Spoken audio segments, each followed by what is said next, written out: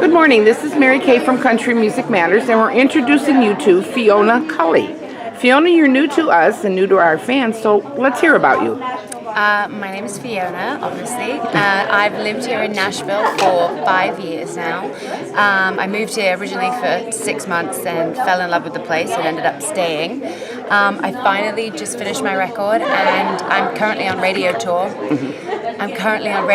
And my single comes out in July. And what is that single? Well, you see, it's meant to be Act Like a Lady, but you never know. Oh, so you're teasing us. Is that what's going on here? Just a little bit. Just a little bit. What is your writing process? When I write alone, I always write really sad songs. That's kind of just been my thing. But when I co-write with other people, that's when I get my up-tempo, more upbeat songs. Tell us about this song that you did with Darius Rucker, Life on the Line. Yes, we got to do a duet together, Darius and I. We wrote a song for a movie. It was called Life on the Line, the movie as well. It was about linemen. And the movie has John Travolta in it and all these amazing actors. And I got to read the script and write the song. And I went to Charleston and sang it with him and did a video with Darius Rucker, which was crazy because he's amazing. Now, who co-wrote the song? Who were some of the writers on the song? Myself, Darius, Tyler Kane, who is also one of my producers, and Meg Lindsay. Oh, yeah. She's very talented. She's fantastic. She's fantastic. Yeah. What have you learned to be most interesting about your career and about this profession? Most interesting, you never know what's going to happen. That's kind of, that would be the most interesting thing, because every day is different, and, 3 months ago I didn't know that I would be starting the radio tour because nothing had been planned yet, and now I've just been out for the last month and I still have another 2 months to go, so you just got to be ready to expect anything. And so living out of a suitcase again, like I was when I first moved here. So yeah. So what are the pros and cons you feel of social media? Pros and cons of social media.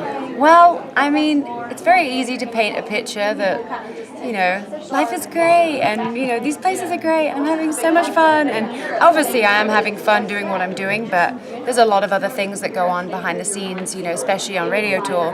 I take a picture in every city I'm in because I'm a tourist, obviously. I've never been to these places. But at the same time, it's like in that day I've seen 3 different stations. I've, sang 10 different songs, and getting in at midnight, waking up at 4 a.m., all those things you don't see. So social media kind of gives you the glossy version of your life.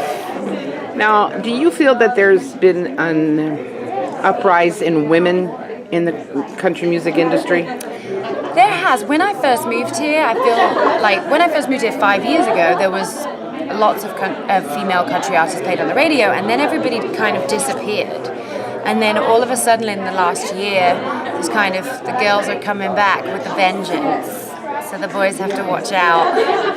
Your sound is kind of incorporated. You remind me of Trisha Yearwood. Oh my gosh, that's so funny you should say that. People say that all the time. Yeah, I just, and that has to be an honor. I'm honored. My dad loved Trisha Yearwood, Alison Krauss. He loved female country artists, which is how I got into country music.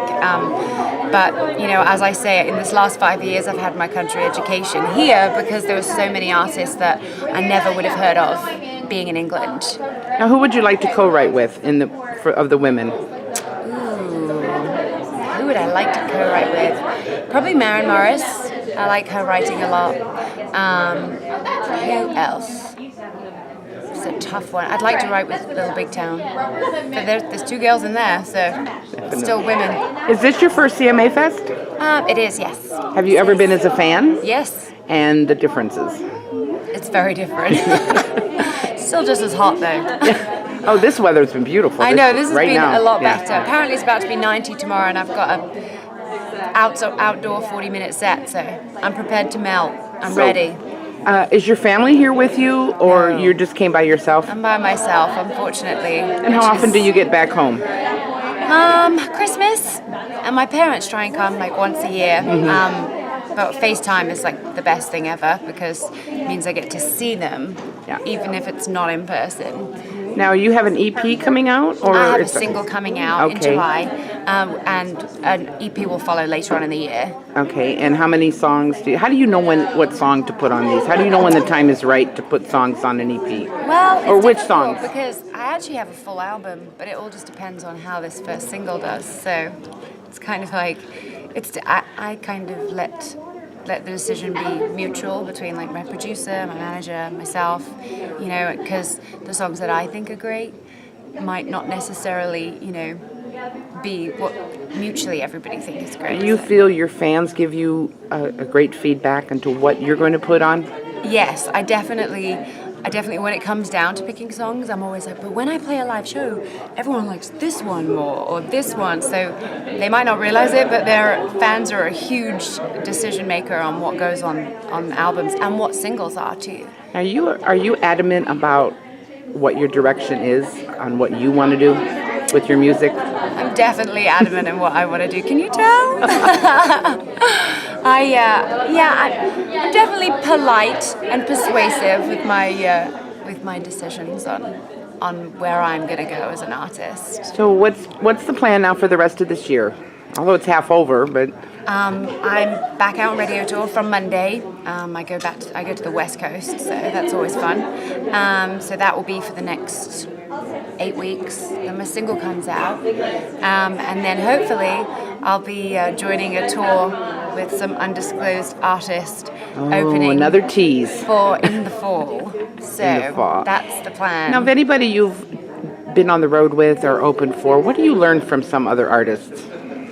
Well, especially Darius, you know, from doing the duet and spending time with him and, you know, seeing his work ethic is just insane. Like, he plays all the time. He is always on. He's always polite.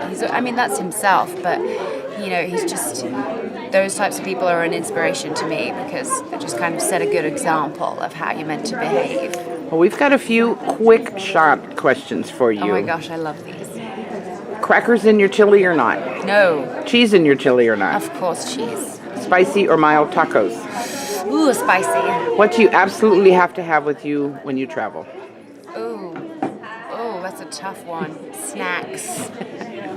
Now, when you're on a bus, what is some of the absolutes you have to have, other than toilet paper and coffee? Water and tequila. Now, that's a good combo, because you'll need water after the tequila. Right. Well, I like to go 1 tequila, 1 water, 1 tequila, 1 water. Oh, that's practical. Then I can always stay in control. To a point. Right? Yeah, talk yourself into that. That sounds good. That sounds real good. Mountains or ocean? Ocean. Ocean. Okay. So we appreciate your time this morning. Thank you for having Where me. can we follow you? I'm on all the social medias. Fiona Culley, FionaCulley. Okay. Thank you, Fiona, for Country Music Matters, and enjoy the rest of your CMA Fest. Thank you very much.